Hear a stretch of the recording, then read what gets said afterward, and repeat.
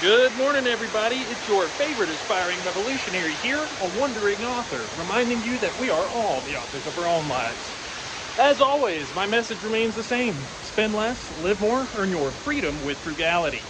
Today we are at Shangri-La Falls in Bankhead National Forest. As you can see, there's some old ruins here too, which is pretty appropriate because we're going to be talking about the Darth Vader of history. It's hard to overstate, almost impossible to overstate the massive impact that Julius Caesar has had on Western civilization. I think it wouldn't be an exaggeration to claim that he is the single most influential figure in our civilization's history.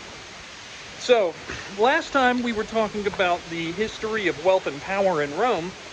We discussed the Catiline conspiracy, which is where a populist leader tried to institute tabula novae, or debt cancellation, to help relieve the peasant farmers of Rome from their overwhelming burdens.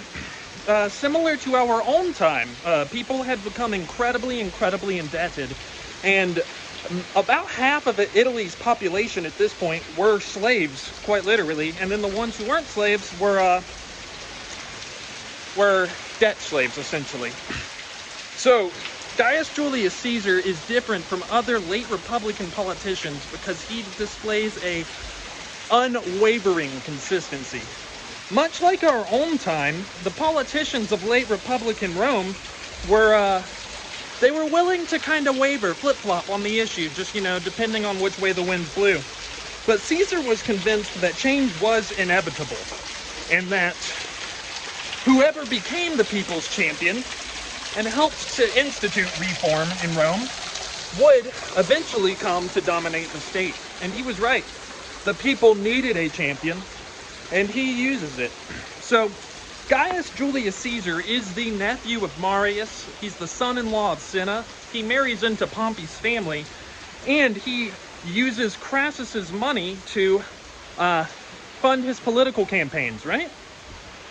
So at this point, he has become the Pontifex Maximus, or the High Priest of Rome, and despite having a relatively unremarkable career up to now, he begins to show his true colors during the Catiline conspiracy. He is the one he's the one guy who comes out strongly against the forces of oligarchy, and claims that he believes that if we do this witch hunt, that eventually somebody else will come into power and they'll start witch hunting us, which is rather prescient.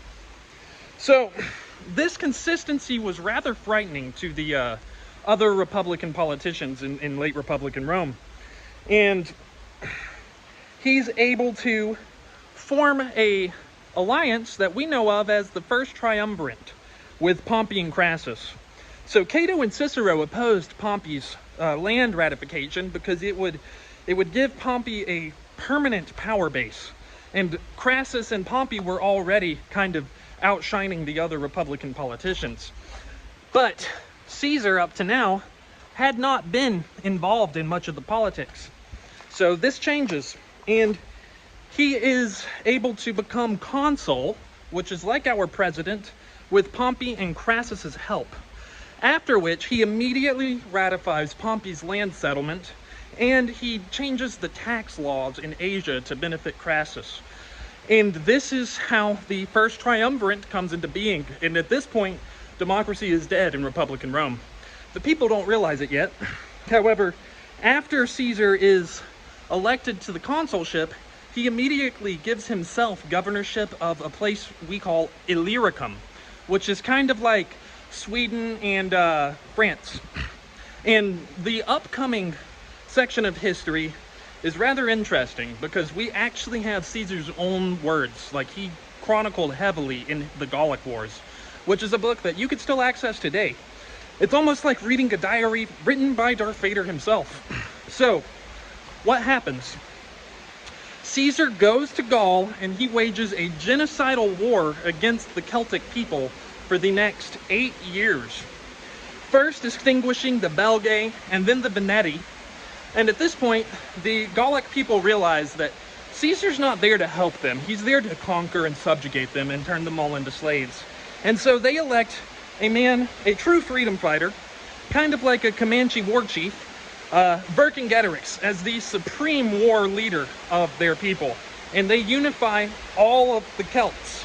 And so the Celts are able to present a unified front against the Roman imperialism that is subjugating their people. And the strategy they adopt actually could have won the war. Unfortunately, the Celts just were not committed to all-out war the same way the Romans were. They were a tribal people.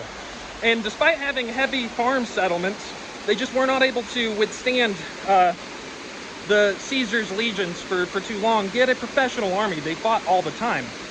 But they do repulse Caesar at the Battle of Gergovia, which is one of the few times that Romans' legions have ever been defeated by a tribal people. And this helps to unify the Celtic cause. And at the Battle of Alesia, we see the most ferocious fighting in recorded and in antiquity, period.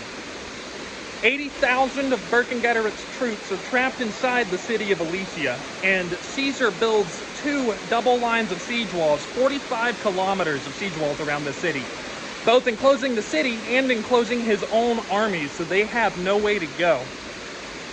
The Celtic relief army that comes to save Vercingetorix is the largest Celtic fighting force that is ever and ever will be assembled in Celt's history. But after 4 days of some of the most intense fighting in all of history, the Celts lose. And Gallic liberty is gone forever, extinguished for generations to come. So we've got Caesar with his triumphant legions on their way back to Rome. And the people don't realize it yet, but their champion is about to bring civil war to their home. Okay, as always, my message remains the same. Spend less, live more, earn your freedom with frugality. This is a wandering author here, reminding you that we are all the authors of our own lives. Next time, we'll actually cross the Rubicon and start talking about the late Republican breakdown and the several years of civil war that follow. What are you guys doing to empower and inspire your community today? Because this world isn't changing unless we all do our part. Thank you. You guys have a good day now.